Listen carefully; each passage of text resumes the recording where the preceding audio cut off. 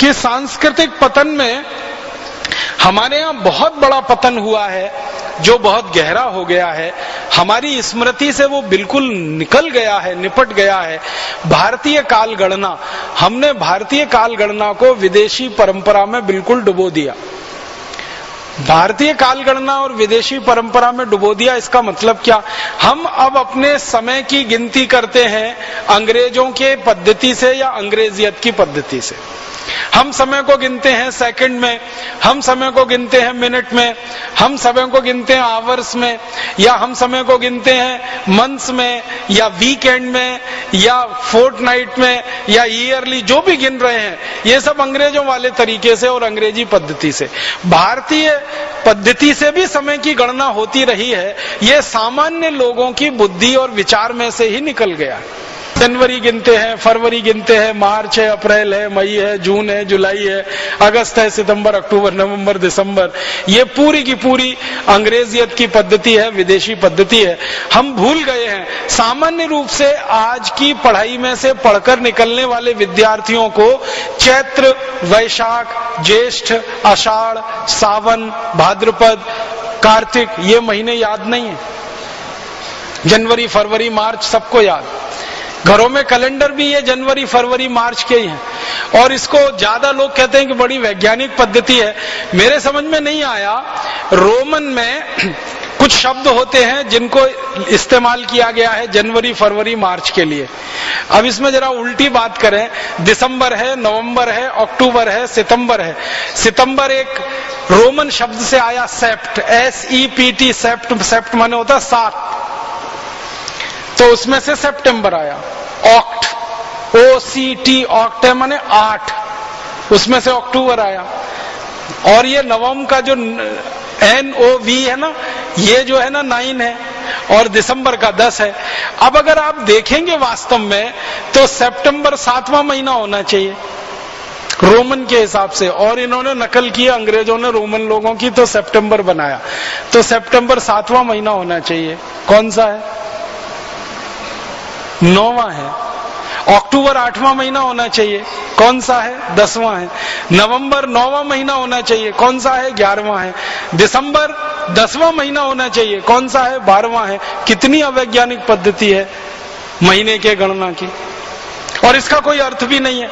जितने भी अंग्रेज विद्वानों से पूछा जाए, जनवरी का क्या अर्थ है, फरवरी का क्या अर्थ है, मार्च का क्या अर्थ है, अप्रैल का क्या अर्थ है, ये शब्द के पीछे की कोई गहराई है क्या, इसकी कोई व्याख्या है क्या? कुछ नहीं है। और हमारे यहाँ हर महीने के नाम का एक विशेष अर्थ है और उसके पीछे एक लंबी व्याख्या है। वो चाहे कार्तिक हो, चाहे भाद्रपद हो, चाहे सावन का महीना हो, श्रावणी हो, कोई भी महीना है, उसके पीछे एक विशेष विश्लेषण है और एक लंबा उसके पीछे आधार है। अगर मैं उस विषय में जाऊंगा बहुत समय खराब हो जाएगा, लेकिन अभी संकेत मात्र में कह रहा हूं कि भारतीय गणना के हिसाब से महीनों के जो नाम तय किए गए हैं ये विशेष अर्थ वाले हैं। अंग्रेजी पद्धति से जो हम नामकरण करते कोई अर्थ ही नहीं है और कोई बताता भी नहीं है उनके बारे में। और वर्षों वर्षों तक आपको मालूम है यूरोप और अमेरिका में झगड़ा होता रहा। 25 दिसंबर से नया साल शुरू हो और काफी दिनों तक वो चलता रहा। फिर झगड़े के बाद बदल के 1 जनवरी से नया साल शुरू होना बताया गया। अब 1 जनवरी से उनके यहाँ नया साल शुरू होता है, उसके पीछे का कारण पूछो, कुछ कारण नहीं मालूम है कि 1 जनवरी कोई नया साल क्यों होता है, 15 जनवरी को क्यों नहीं हो सकता, 20 को क्यों नहीं हो सकता, या मार्च में क्यों नहीं हो सकता, अप्रैल में क्यों नहीं हो सकता। वो कहते हैं कि बहुत लंबा झगड़ा था 25 दिसंबर और 1 जनवरी के बीच में, वो झगड़ा सुलझ गया, 1 जनवरी कर लिया गया। 25 दिसंबर को तो फिर भी अर्थ उनके यहाँ समझ में आता है, ईसा मसीह से जुड़ा हुआ है, लेकिन 1 जनवरी तो कुछ भी समझ में नहीं आता किससे जुड़ा हुआ है। और भारत में अगर हम नए वर्ष की बात करें तो भारत के अलग अलग क्षेत्रों में नए वर्ष मनाने की अलग अलग परंपरा है। जैसे आसाम में नया वर्ष बिहू से शुरू होता है, तो बिहू का कोई गहरा अर्थ है हमारे समाज जीवन में, हमारे राष्ट्र जीवन में। बिहू के पीछे पूरी संस्कृति है और पूरी की पूरी सभ्यता का दर्शन है, इसके लिए बिहू है और उसके साथ नए वर्ष की शुरुआत है। इसी तरह दक्षिण में हम चले जाएं तो मानते हैं कि ये दिन खास है, ये दिन खास है, उत्तर में, दक्षिण में, पूर्व में, पश्चिम में। अब ये पश्चिम भारत में गुजरात के लोगों के लिए बहुत महत्व का दिन है, दीपावली वाला।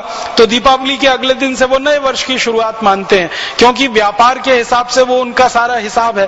तो हर जगह भारत में नया वर्ष है, वो चाहे तमिलनाडु का हो, चाहे आसाम का हो, गुजरात का हो, या हमारे इधर लोहड़ी होती है पंजाब में, लोहड़ी से नए वर्ष की शुरुआत मानी जाती है। तो सब जगह कुछ ना कुछ विशेष आधार है और उसके पीछे पूरा दर्शन है। यूरोप और अमेरिका में तो न कोई आधार है, न कोई दर्शन है, फिर भी हमने नकल करके 1 जनवरी को नया वर्ष मनाना शुरू कर दिया। और इस देश में ऐसा बेहूदगी वाला हिसाब किताब बन गया है कि 31 दिसंबर की रात को और 1 जनवरी की सुबह देश के मुंबई, दिल्ली, मद्रास, बेंगलोर आदि आदि बड़े शहरों में होटल बुक किए जाते हैं, रात भर पार्टियां चलती हैं, कान फोड़ू संगीत बजाया जाता है और पता नहीं क्या क्या सब व्यभिचार किया जाता है। वो नए वर्ष मनाने का हमने पूरा नकल करके पश्चिम से या यूरोप, अमेरिका से अपने जीवन में बसा लिया। हमारे यहाँ के जो क्षेत्र के हिसाब से और हमारे देश के जाति समूह के हिसाब से नए वर्ष के जो गणन थे या जो उनकी गणनाएं थी, वो सब हम भूलते चले गए और सब कुछ हम डूबते चले गए विदेश से आए हुए इस दर्शन में। इसी में और मुझे ऐसा लगता है कि हमने भुला दिया कि इस देश की काल गणना पंचांग के हिसाब से जो चलती है वो प्रकृति के हिसाब से है और संपूर्ण वैज्ञानिक है। हमारे यहाँ भारत में ऐसे महान महर्षि और वैज्ञानिक हुए हैं जिन्होंने यूरोप से 1000 साल पहले कई गणनाएं की थी और वो गणनाएं सारी दुनिया में सत्य सिद्ध हुई। आपको मालूम है, सारी दुनिया में कहा जाता है कि पृथ्वी सूर्य के चारों तरफ घूमती है और अपने अक्ष पर भी घूमती है। ये सबसे पहले किसने बताया? मेरे जैसा कोई भी आदमी जवाब देता है, कोपरनिकस ने बताया। अब कोपरनिकस अभी हुआ 400 साल पहले दुनिया में। कोपरनिकस के जन्म के ठीक 1000 साल पहले भारतीय महर्षियों ने ये पूरी बात बता दी थी कि पृथ्वी सूर्य के चारों तरफ भी घूमती है और अपने अक्ष पर भी घूमती है। और पृथ्वी के घूमने का जो दर्शन है पूरा, जो उसकी व्यवस्था है, इसी में दिन होता है, इसी में रात होते हैं। दिन इतने समय का होता है, रात इतने समय की होती है, फिर दिन का बंटवारा किया, फिर रात का बंटवारा किया और वो बंटवारा करते करते करते करते समय को सूक्ष्मतम स्तर पर ले जाके नाप लिया। और उस नाप को आगे बढ़ाते हुए पृथ्वी से सूर्य की दूरी को नाप लिया, सूर्य से चंद्रमा की दूरी को नाप लिया, चंद्रमा से पृथ्वी की दूरी को नाप लिया, हर दूरी को हमने सौर मंडल में नाप लिया। भारत के महर्षियों ने 1000 साल पहले, कोपरनिकस का जिस दिन जन्म हुआ उससे ठीक 1000 साल पहले ये भारत के लोगों को पता था। लेकिन दुर्भाग्य हमारा और सारी दुनिया का कि सारी दुनिया में अभी भी यही पढ़ाया जाता है और बताया जाता है कि कोपरनिकस सबसे पहला व्यक्ति था जिसने ये बात बताई कि पृथ्वी सूर्य के चारों तरफ घूमती है और अपने अक्ष पर भी घूमती है, जबकि सच्चाई इससे कोसों दूर है। हुआ क्या, हम डूब गए पश्चिम से आए हुए एक विचार में और सूचना में। हमने अपने जीवन में ये जानने की कोशिश नहीं की कि क्या कोपरनिकस के पहले भारत में भी ऐसी बात कहने वाले कोई लोग थे या लिखने वाले लोग थे और बहुत ज्यादा वैज्ञानिक पद्धति से गणना करने वाले लोग थे इस देश में। तो समय की गणना, काल की गणना, पंचांग की गणना और उसके हिसाब से दिन और रात की गणना, उसके हिसाब से सप्ताह की गणना, ये सब कुछ भारत से निकलकर दुनिया में गया।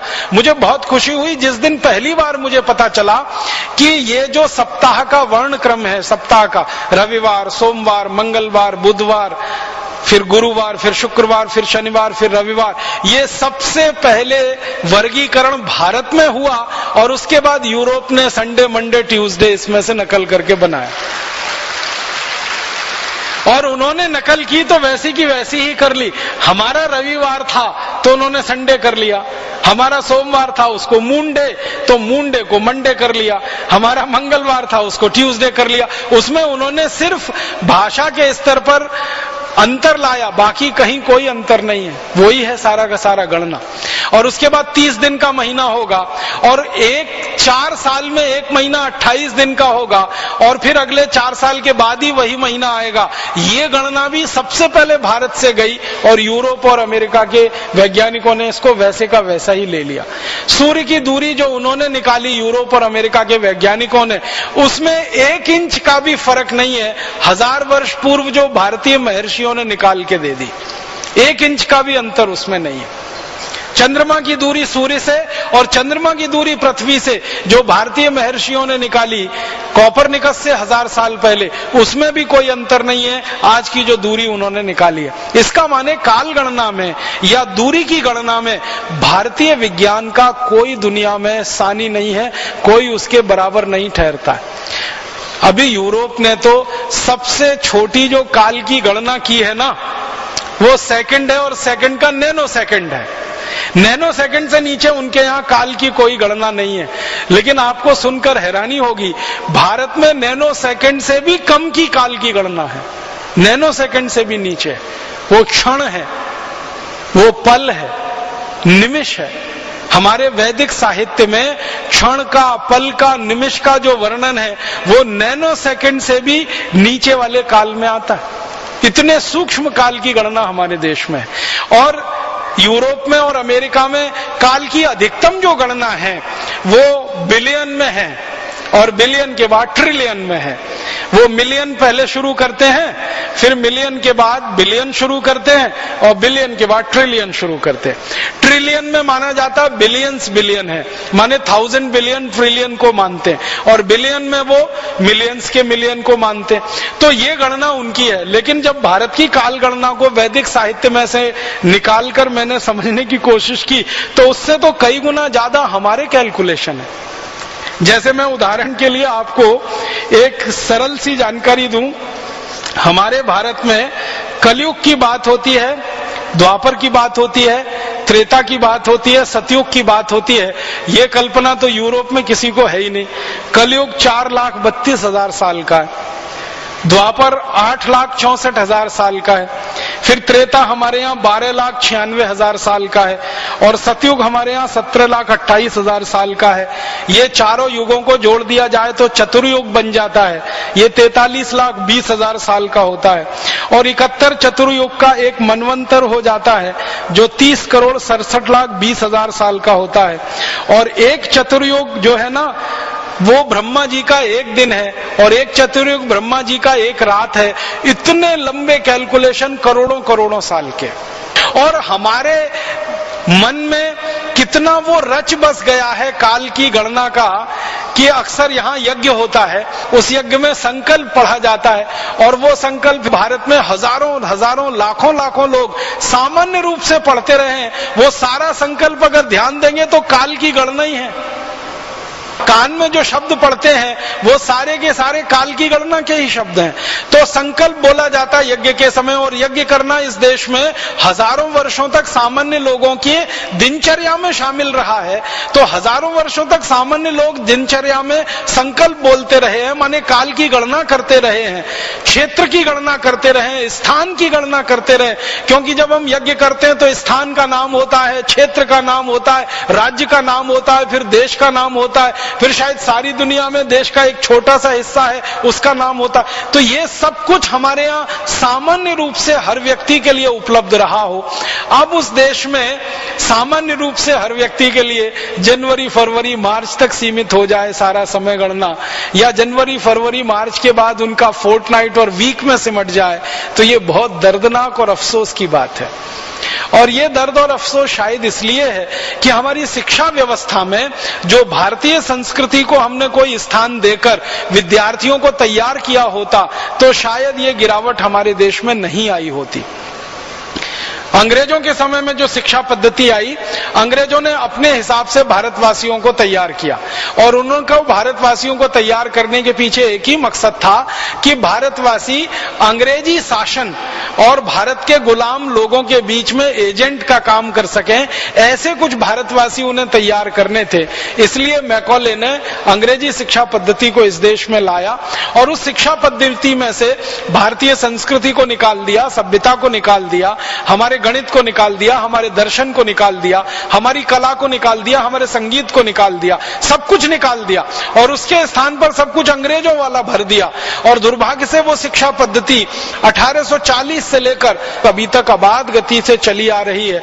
अंग्रेजों के पहले लगभग 150 साल, अंग्रेजों के जाने के बाद लगभग 63-64 साल, ये शिक्षा पद्धति में से चूंकि हम पढ़कर निकले हैं, आप, मैं, हम सब, इसलिए हमारी स्मृति में से ये सब निकल गया है जो भारतीय संगीत का या भारतीय कालगणना का या भारतीय शास्त्रों का या भारतीय कलाओं का चरम कभी रहा है, शिखर रहा है, वो हमारी स्मृति में अब है ही नहीं। और चूंकि स्मृति में नहीं है इसलिए आचरण में नहीं है, जीवन में नहीं है। हमारी स्मृति में पिछले 150-250 साल की जो गुलामी में हमने सीखा है वही बैठा हुआ है, वही हमारे आचरण में उतरा हुआ है। तो अब करना यही है कि अपनी स्मृति को बदलना है और भारतीयता को इसमें, भारतीय संस्कृति, भारतीय सभ्यता, भारतीय भूषा, भारतीय भोजन, भारतीय भजन, भारतीय भेषज, इन सब चीजों को हमारी स्मृति में वापस लाना है और इसी के लिए भारत स्वाभिमान का अभियान सारे देश में चलाना है।